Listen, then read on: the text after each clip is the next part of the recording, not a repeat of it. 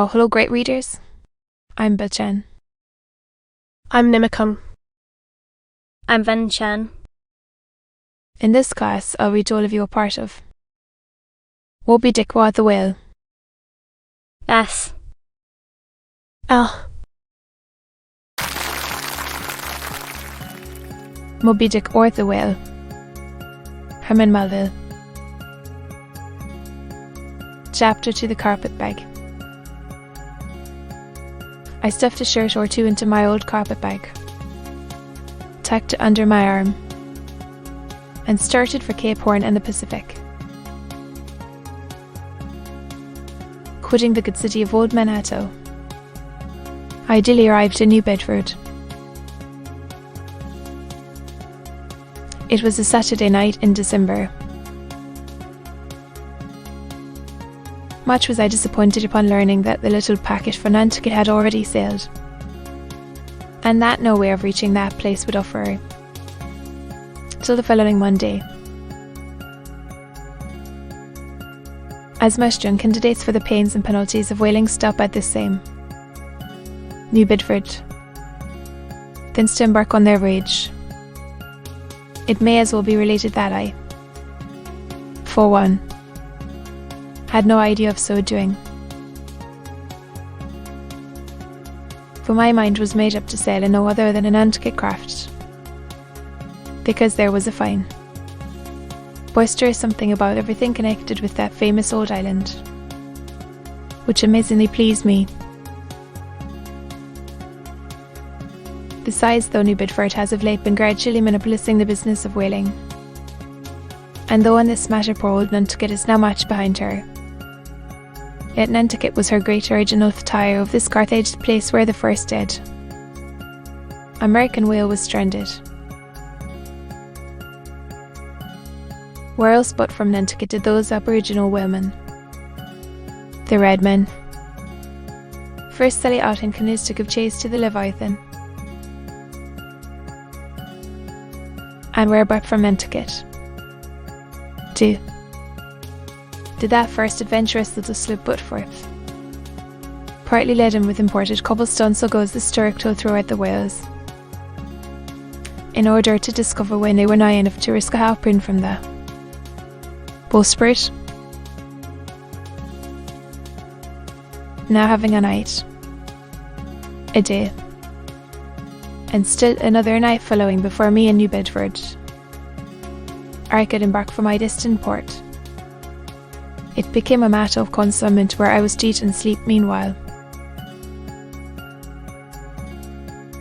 It was a very dubious looking, then a very dark and dismal night, bitterly cold and cheerless. I knew no one in the place.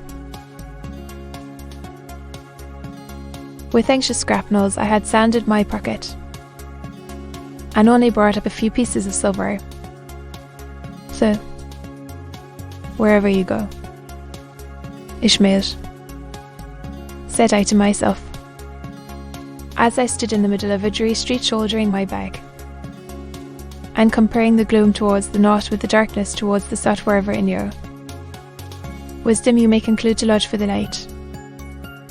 My dear Ishmael, be sure to inquire the price, and don't be too particular. With halting steps I paced the streets, and past the sign of the crossed harpoons, but it looked very expensive and jolly there. Further on, from the bright red windows of the Swordfish Inn, there came such fervent rays that it seemed to have melted the packed snow and ice from before the house. For everywhere else the congealed frost lay 10 inches thick in a hard asphaltic pavement. Rather weary for me, when I struck my foot against the flinty projections, because from hard, remorseless service the soles of my boots were in a most miserable plight. Too expensive and jolly, again thought I, pausing one moment to watch the broad glare in the street, and hear the sounds of the tinkling glasses within. But go on, Ishmael, said I at last. Don't you hear? Get away from before the door. Your patch boots are stopping the way. So on I went. I now by instinct followed the streets that took me waiterward. For there, doubtless, were the cheapest, if not the cheeriest inns. Such Shrew streets. Blocks of blackness, not houses. On either hand, and here and there a candle, like a candle moving about in a tomb. At this hour of the night, of the last day of the week, that quarter of the town proved all but deserted. But presently I came to a smoky light proceeding from a low, wide building, the door of which stood invitingly open. It had a careless look, as if it were meant for the uses of the public. So, entering, the first thing I did was to stumble over an ash box in the porch. Ah, thought I. Ah, as the flying particles almost choked me. Are these ashes from that destroyed city? Gormara. But the crossed harpoons, and the swordfish thighs, then must needs be the sign of the trap. However, I picked myself up and hearing a loud voice within, pushed on and opened a second, interior door. It seemed the great black parliament sitting in Tuffet. 100 black faces turned round in their rows to peer. And beyond, a black angel of doom was beating a book in a pulpit. It was a Negro church, and the preacher's text was about the blackness of darkness, and the weeping and wailing and teeth gnashing there. All, Ishmael, what are thou? Backing out. Wretched entertainment hath the sign of the trap. Moving on, I at last came to a dim sort of light not far from the docks, and heard a forehorn creaking in there. And looking up, saw a swing sign over the door with a white painting upon it, faintly representing a tall straight jet of misty spray, and these words underneath earth spatter in a bitter coughing. Coughing, a sparter, whether ominous in that particular connection, thought I. But it is a common name in Nantucket, they say. And I suppose this Peter here is an immigrant from there.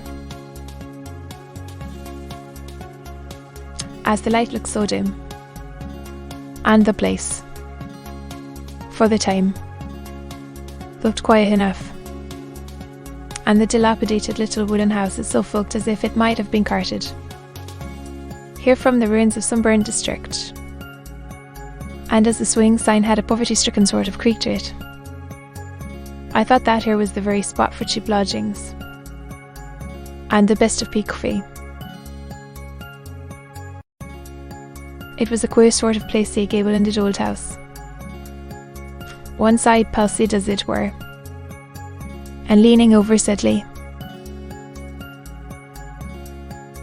It stood on a sharp bleak corner, where that tempestuous winter O'Clidden kept up, or worse ailing than ever he did about. Proposed dustcraft,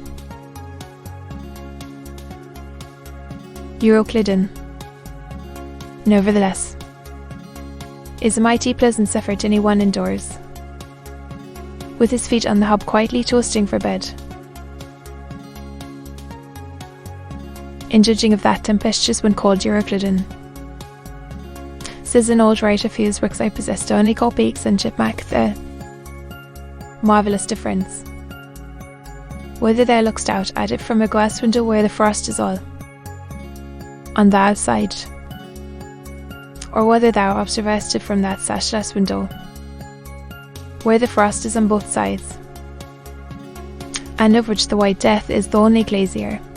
True enough, thought I, as this passage occurred to my middle black letter. Thou reason'st well. Yes, these eyes are windows, and this body of mine is the house. What a pity they didn't stop up the chinks in the corners though, and thrust in a little in here and there. But it's too late to make any improvements now. The universe is finished. The copestone is on, and the chips were carted off a million years ago. Poor Lazarus there, chattering his teeth against the curbstone for his pillow, and shaking off his tatters with his shiverings. He might plug up both ears with rags, and put a corn cob into his mouth, and yet that would not keep out the tempestuous Euroclydon. Euroclydon, says old Dives. In his red silken wrapper had a redder one afterwards. Boo. Boo. What a fine frosty night. How Orion glitters. What northern lights. Let them took of their oriental summer climes of everlasting conservatories. Give me the privilege of making my own summer with my own coals. But what thinks Lazarus? Can he warm his blue hands by holding them up to the grand northern lights? Would not Lazarus rather be in Sumatra than here? Would he not far rather lay him down lengthwise along the line of the equator? Ye gods, go down to the fiery pit itself, in order to keep out this frost. Then, that Lazarus should lie stranded there on the curbstone before the door of Dives. This is more wonderful than that an iceberg should be moored to one of the Moluccas. Yet Dives himself, he too lies like a czar in an ice palace made of frozen sighs, and being a president of a temperance society, he only drinks the tepid tears of orphans. But no more of this blubbering now. We are going a-whaling, and there is plenty of that yet to come. Let us scrape the ice from our frosted feet, and see what sort of a place this Sparta may be.